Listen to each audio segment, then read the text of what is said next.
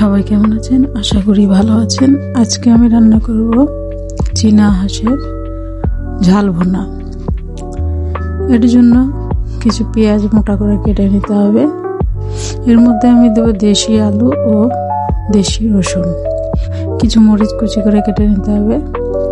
এবার আলুগুলো ছিলে অর্ধেক করে কেটে রাখতে হবে।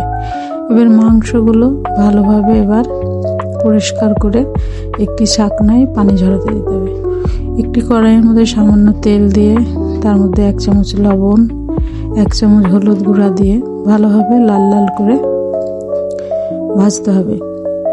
5-6 মিনিট আলুটা ভাজার পরে গোটা রসুনগুলো ধুয়ে পরিষ্কার করে রেখে সেগুলো ওই আলুর মধ্যে দিয়ে ভাজতে হবে। এবার ব্যাস এই আলু ও রসুন ঢাকনা দিয়ে ঢেকে সিদ্ধ করতে দিতে হবে। এবার অন্য একটি কড়াইয়ের ভিতরে কিছুটা তেল দিয়ে তার মধ্যে গোটা রসুন, জিরা ও তেজপাতা, শুকনো মরিচ ফোড়ন দিতে হবে। এবার ফোড়নগুলো একটু হালকা ভাজা ভাজা হলে, বেশি পোড়ানো যাবে না, তার মধ্যে পেঁয়াজের কুচিগুলো দিয়ে দিতে হবে এবং ভালোভাবে ভাজতে হবে। পেঁয়াজগুলো 5 মিনিট ভাজার পরে 1 চামচ লবণের গুঁড়া দিয়ে দিতে হবে।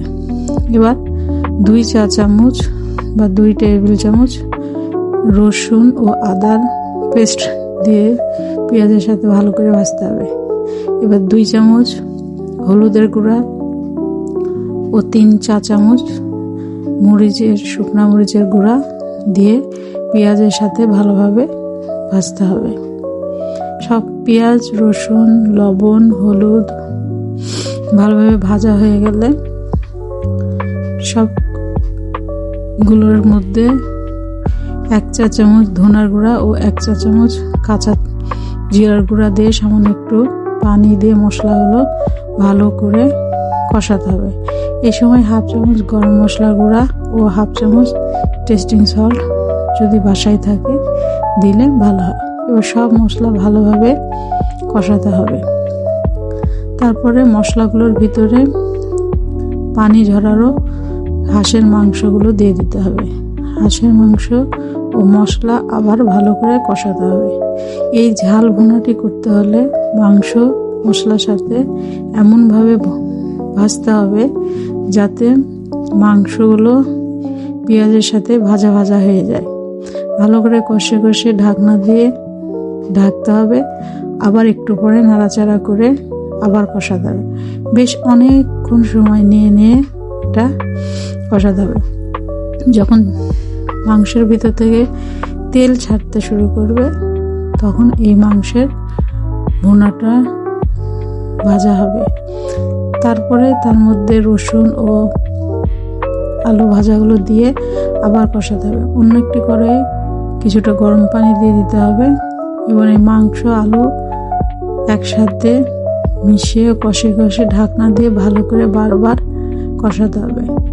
একটু পরে দেখা যাবে মাংস থেকে তেল, পানি সব ছেড়ে দিয়েছে।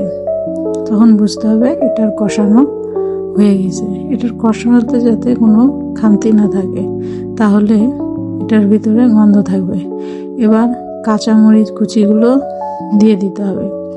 তারপর আবার ভালো করে কাঁচামরিচের সাথেও ভাজতে হবে। কাঁচামরিচের সাথে ভাজলে কাঁচামরিচের গন্ধগুলো মাংসের মধ্যে চলে যাবে। এবার ফুটানো গরম পানি দিয়ে সিদ্ধ করতে দিতে হবে। মাংসগুলো সমান করে একটি ঢাকনা দিয়ে ঢেকে 2-1 বার চেক করে নাড়াচাড়া করে দেখতে হবে মাংস, আলু, রসুন সিদ্ধ হয়ে গেছে কিনা। এবং পানিটা যখন একদম মাখা মাখা হয়ে যাবে আমাদের এই অসাধারণ চীনা হাঁসের ঝাল রেসিপি। এই শীতের মধ্যে এই ঝাল মাংস এতে অত্যন্ত মজার। পরে আবার 1/2 চামচ গরম মশলা গুঁড়া দিয়ে নামিয়ে নিতে হবে আমাদের এই অসাধারণ হাঁসের ঝাল ভুনা। এটা পরোটা, রুটি, ভাত সব কিছু দিয়ে খুব ভালো লাগে। সবাই আমার পাশে থাকবেন।